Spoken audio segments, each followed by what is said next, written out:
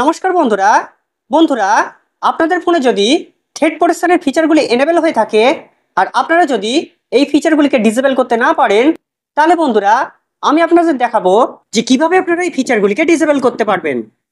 তো বন্ধুরা এখানে আমার ফোনের স্ক্রিনে দেখতে পাচ্ছেন যে আমি থ্রেড প্রোটেকশনের ফিচারগুলিকে ডিসেবল করার চেষ্টা করছি, কিন্তু বন্ধুরা এই ফিচারগুলি ডিসেবল হতে চাইছে না। তো বন্ধুরা আমি যতবারই ডিসেবল করতে যাচ্ছি এটি ফের অটোমেটিক এনেবল হয়ে যাচ্ছে। তো বন্ধুরা আপনাদের ফোনে যদি এরকম সমস্যাটি দেখা দেয় তো আমি আপনাদের দেখাচ্ছি যে কিভাবে আপনারা এটাকে ফিক্স করবেন।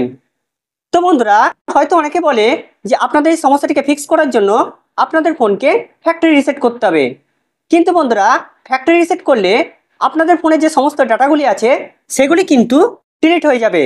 তো বন্ধুরা তাহলে কিভাবে আপনারা এই সমস্যাটিকে ফিক্স করবেন?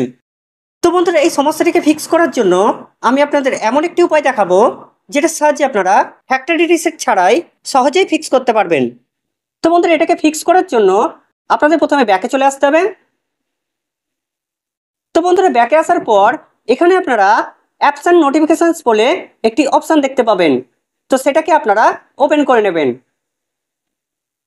তো বন্ধুরা ওপেন করার পর এখানে আপনারা সি অল অ্যাপসে ক্লিক করবেন। তো বন্ধুরা ক্লিক করার পর এখানে আপনারা গুগল প্লে সার্ভিস বলে একটি অ্যাপকে খুঁজে বার করবেন।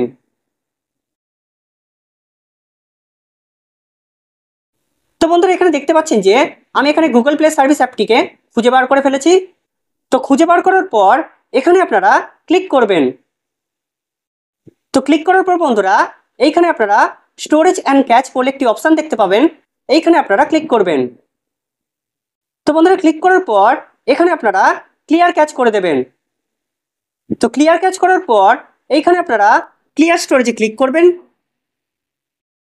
তো বন্ধুরা ক্লিয়ার স্টোরেজে ক্লিক করার পর এইখানে আপনারা একদম নিচে ক্লিয়ার অল ডাটা বলে একটি বাটন দেখতে পাবেন, তো এইখানে আপনারা ক্লিক করবেন। তো বন্ধুরা ক্লিক করার পরই এখানে ডিলিট বলে একটি অপশান আসবে, তো এইখানে আপনারা ডিলিট করে দেবেন। তো বন্ধুরা ডিলিট করার পরই আপনাদের গুগল প্লে সার্ভিসের সমস্ত ডাটা ক্লিয়ার হয়ে যাবে। তো বন্ধুরা ক্লিয়ার হওয়ার পরই আপনাদের ফোনে যে থ্রেড প্রোটেকশনের যে ফিচারগুলি ডিসেবল হচ্ছিল না সেটি বন্ধুরা পুরোপুরি ফিক্স হয়ে যাবে। তো বন্ধুরা আমি আপনাদের দেখাচ্ছি যে এই সমস্যাটি ফিক্স হয়েছে কিনা। তো এর জন্য আমি এখানে ব্যাকে চলে যাচ্ছি। তো ব্যাকে যাওয়ার পর আমি এখানে সিকিউরিটিতে চলে যাচ্ছি।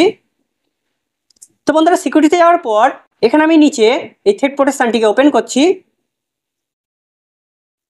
তো বন্ধুরা এখানে দেখতে পাচ্ছেন যে থ্রেড প্রোটেকশনটিকে ওপেন করার পরই আমার থ্রেড প্রোটেকশনের যে সমস্ত ফিচারগুলি ডিসেবল হতে চাইছিল না সেই সমস্ত ফিচারগুলি ডিসেবল হয়ে গেছে। তো বন্ধুরা এইভাবে আপনারা ফ্যাক্টরি রিসেট ছাড়াই এই থ্রেড প্রোটেকশন ডিসেবল না হওয়ার এই সমস্যাটিকে ফিক্স করতে পারবেন। তো বন্ধুরা আশা করছি ভিডিওটি আপনাদের কাছে খুব হেল্পফুল লেগেছে। ভিডিওটি যদি আপনাদের ভালো লেগে থাকে তাহলে ভিডিওটিকে অবশ্যই লাইক এবং সাবস্ক্রাইব করে আমাদের পাশে থাকবেন। ধন্যবাদ।